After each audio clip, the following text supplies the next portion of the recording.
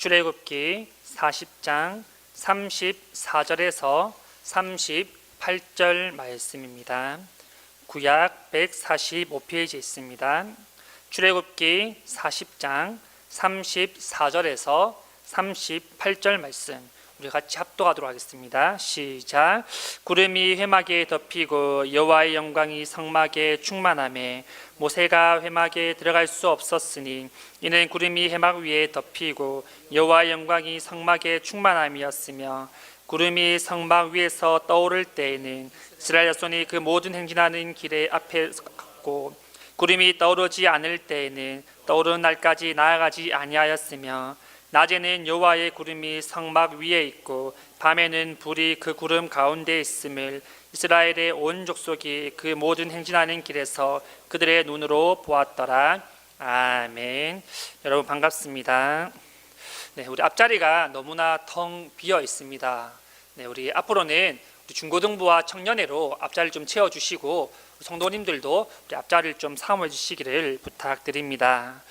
네, 오늘은 어버이 주일입니다. 그래서 제가 우리가 살아가면서 부모님에 대해서 오해하고 있는 것들이 있다라고 하는데 제가 한번 읽어 드릴 테니까 혹시 공감하는 부분이 있는지 한번 들어보시기를 바랍니다. 먼저 어머니에 대한 오해입니다. 우리 어머니는 엄마가 보고 싶지 않은 줄 알았습니다. 어머니는 첫사랑이 없는 줄 알았습니다. 어머니는 친구가 한 사람도 없는 줄 알았습니다. 어머니 몸은 절대 아프지 않는 어떤 특별한 몸인 줄 알았습니다. 어머니는 어렸을 때부터 아무 꿈도 품은 적이 없는 줄 알았습니다. 어머니는 새벽에 일찍 일어나고 늦게 잠드는 것을 좋아하시는 줄 알았습니다. 어머니는 특별히 좋아하는 음식이 한 가지도 없는 줄 알았습니다. 어머니는 얼굴이 고와지고 몸매가 날씬해지는 것에 대하여서 전혀 관심이 없는 줄 알았습니다. 어머니는 모든 것을 좋게 받아들이고 아무 불만도 없으신 줄 알았습니다. 어머니는 우리가 전화를 길게 하는 것을 좋아하시지 않는 줄 알았습니다. 어머니는 언제까지나 우리 곁에 계실 줄 알았습니다. 아버지에 대한 오해입니다. 우리 아버지는 단 하루라도 쉬는 것을 좋아하지 않는 줄 알았습니다. 아버지는 웃는 걸 모르시는 줄 알았습니다. 아버지는 우리가 시집 장가가는 것을 보고 마냥 기뻐만 하시는 줄 알았습니다. 아버지는 배가 빨리 불러와서 좋은 음식 앞에서 먼저 일어나시는 줄 알았습니다. 아버지는 양복을 입고 넥타이 매는 것을 싫어하는 줄 알았습니다. 아버지 안 주머니에는 늘 돈이 얼마쯤은 들어있는 줄 알았습니다. 아버지는 좋아하시는 운동도 취미도 없는 줄 알았습니다. 아버지는 아무리 깊고 험한 길을 걸어가도 조금 더 두려워하시지 않는 줄 알았습니다. 아버지 눈에는 눈물이 한 방울도 없는 줄 알았습니다. 아버지는 우리가 객지로 떠나는 것을 좋아하시는 줄 알았습니다. 우리는 부모님에 대한 이런 오해를 가지고 있지는 않으십니까? 오늘은 어버이 주일이며 어버이 날입니다. 부모님께 사랑한다고 고백하시고 전화를 돌려주시고 한번 안아주시는 것은 어떻겠습니까? 부모님은 하나님 주신 최고의 선물인 줄을 믿고 우리가 고백하고 잘 섬길 수 있기를 간절히 소망합니다. 오늘날 우리는 여러분 예배 드리기 위해 교회로 나오게 되어집니다. 그리고 지금은 하나님은 영이시고 무소부재한 분이기 때문에 어디에든 계심을 믿고 우리가 고백을 하고 있습니다. 그렇기 때문에 우리는 집에서 예배를 드리기도 하고 야외에서 또는 개인 상황 가운데서도 우리는 예배를 드리기도 하죠. 하지만 여러분 성경시대는 조금 달랐습니다. 성경시대에는 여러분 왕이 있었는데요. 그 왕은 화려한 궁전에 살았습니다. 이 왕이라는 자리는 많은 신하와 부하들을 이끌고 있고 하고 싶은 것을 다 할 수 있는 가장 권력 있는 자리에 있는 사람입니다. 그런데 하물며 이들이 생각할 때 그보다 더 높으신 신은 더 좋은 것이 있어야 되지 않겠나라는 그런 생각을 하게 되어지는 것이죠. 하나님 백성들의 그 생각을 아시고 이 백성들과 하나님이 만날 집을 지으라고 말씀하셨습니다. 그것이 바로 성막입니다.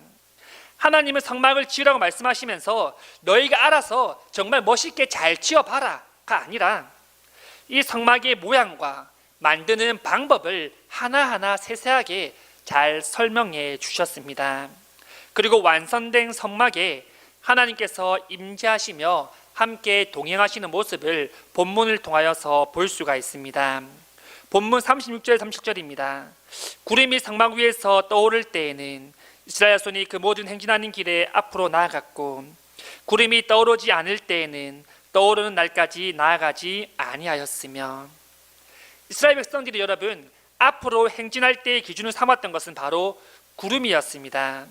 이들은 구름이 떠오르면 앞으로 전진했고 구름이 떠오르지 않을 때는 그 자리에 멈추어 섰다라고 성경은 말씀하고 있습니다.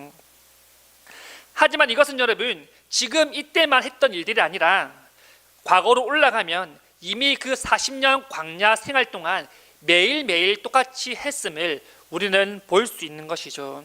다시 말해서 하나님께서 40년 광야 때도 함께 하신 것처럼 지금 이 순간에도 여전히 이들과 함께 하시고 이들을 인도하시고 동행하고 계신다는 것을 우리에게 보여주고 계십니다. 뿐만 아니라 광야에서 하셨던 것처럼 밤에는 불기둥, 낮에는 구름 기둥으로 이들을 보호하고 계신다는 것입니다. 여러분, 우리는 하나님께서 가라고 할 때 가고 멈추어 서라고 할 때 멈추어 설 수 있으십니까? 사람들은 여러분 브레이크가 잘 안 되는 것 같습니다. 어떤 말이냐면 내가 하고 있는 일들이 하나님 뜻과 다름임에도 불구하고 우리는 그것을 멈추려 하지 않기 때문입니다. 왜냐하면 내 눈에는, 내 기준에는 너무나도 잘 되고 있기 때문입니다. 조금만 더 하면 성공할 수 있을 것 같은 그런 마음 때문이죠. 그래서 하나님이 멈추어 서라 함에도 불구하고 조금만 더 계속해서 앞으로 우리는 나아가려고 합니다.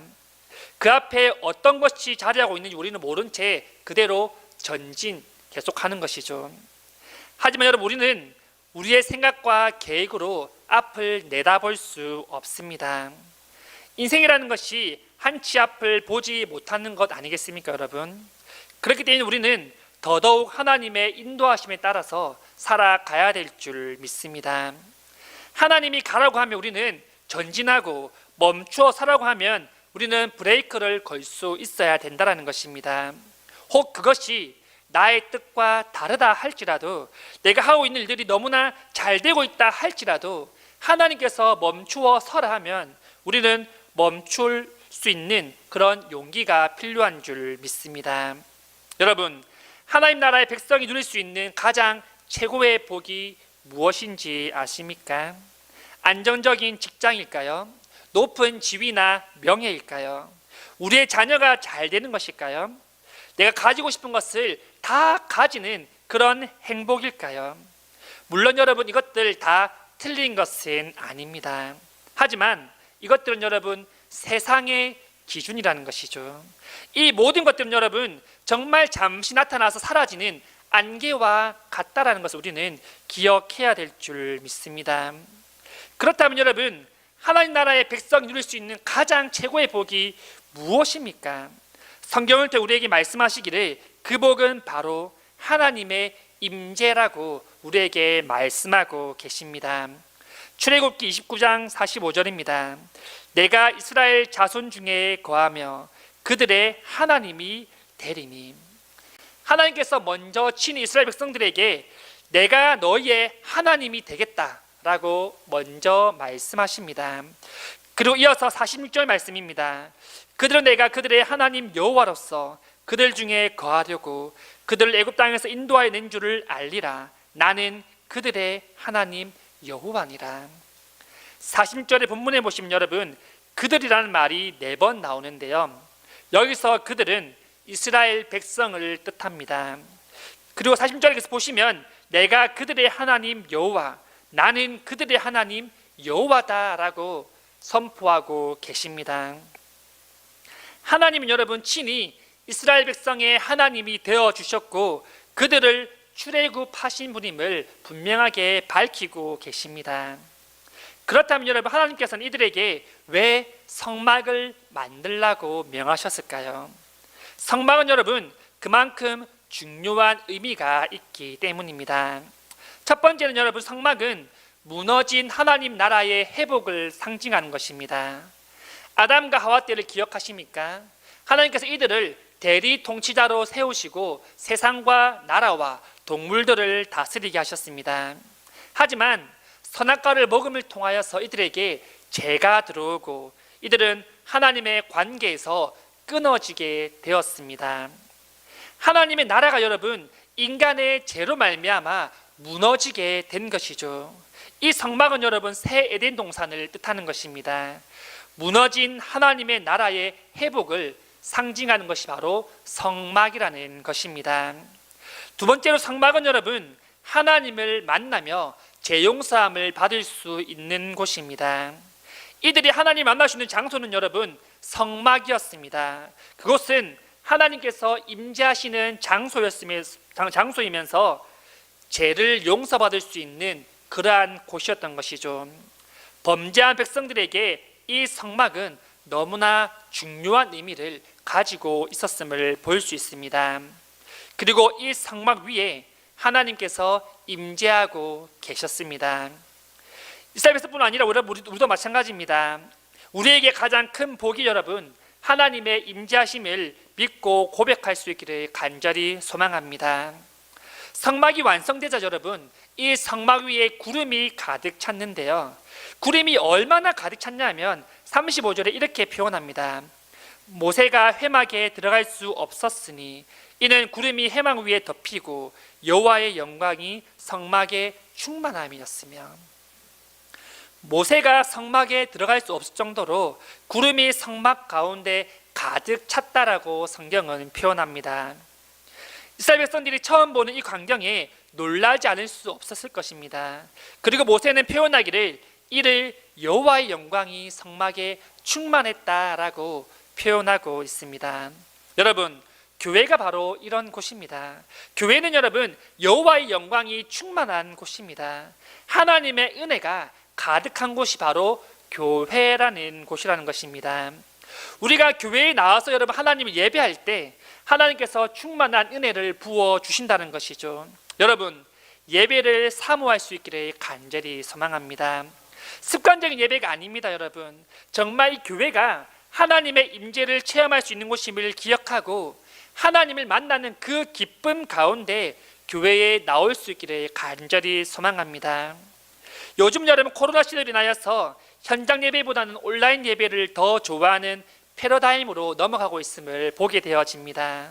물론 건강의 문제나 특별한 사유가 있을 때 온라인 예배를 드리는 것은 너무나 좋은 방법입니다.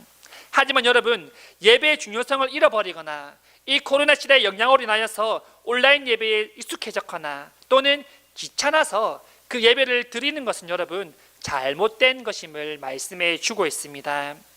우리 하나님은 여러분 우리가 하나님의 전에 나와서 예배 드리기를 기뻐하시는 분임을 믿을 수 있기를 소망합니다. 이 교회는 여러분 하나님의 은혜가 충만한 곳이며 우리가 한 주간 지은 죄를 하나님 앞에 회개하며 용서받을 수 있는 곳입니다. 우리는 하나님 앞에 나올 때 기쁨으로 나와야 될 줄 믿습니다. 하나님 나라의 백성이 누릴 수 있는 가장 최고의 복은 여러분 하나님의 임재하심입니다. 하나님이 이 시간 우리 예배 가운데 임재하셔서 우리 예배를 받고 계시는 줄 믿으시기를 소망합니다. 이는 여러분 최고의 복이지 않겠습니까? 우리는 지금 이 시간 여러분 최고의 복을 누리고 있다라는 것입니다. 다른 사람이 누릴 수 없는 이 자리에 나와서만 받을 수 있는 그 최고의 복을 우리는 함께 누리고 있음을 기억했으면 좋겠습니다. 여러분, 우리의 삶의 여정 가운데 하나님께서 함께하여 주십니다. 함께 우리와 우리의 인생길을 한 걸음 한 걸음 걸어가시면서 우리의 삶들을 인도하여 주십니다. 우리가 걸어갈 때 그 길이 막힌 길이면 돌아가게 하시고 할 수 없는 일이면 우리에게 힘을 주셔서 그 벽을 넘어서게 하시는 분이 바로 우리 하나님이시라는 것입니다. 말씀을 정리하겠습니다. 여러분, 이스라엘 백성을 택하시고 구름 기둥과 불기둥으로 인도하시고 모든 환난 가운데 건져내신 그 하나님이 우리의 하나님이십니다. 그 하나님께서는 우리가 먼저 택한 것이 아니라 하나님이 우리를 먼저 택하여서 이 자리에 불러주셨습니다. 그리고 우리를 사랑하여 주시고 우리를 인도하여 주시고 우리가 갈 수 없는 길을 넘어설 수 있는 힘을 우리에게 허락하여 주십니다. 여러분, 성도님들이 하나님을 예배함을 즐거워할 수 있기를 간절히 소망합니다. 하나님을 만나는 그 시간, 하나님의 말씀을 듣는 그 시간을 우리가 간절히 기대하며 사모할 수 있기를 간절히 소망합니다. 또한 예배 가운데, 말씀 가운데, 이 교회 성전에 나온 가운데 우리 하나님의 은혜를 충만하게 누릴 수 있기를 간절히 소망합니다.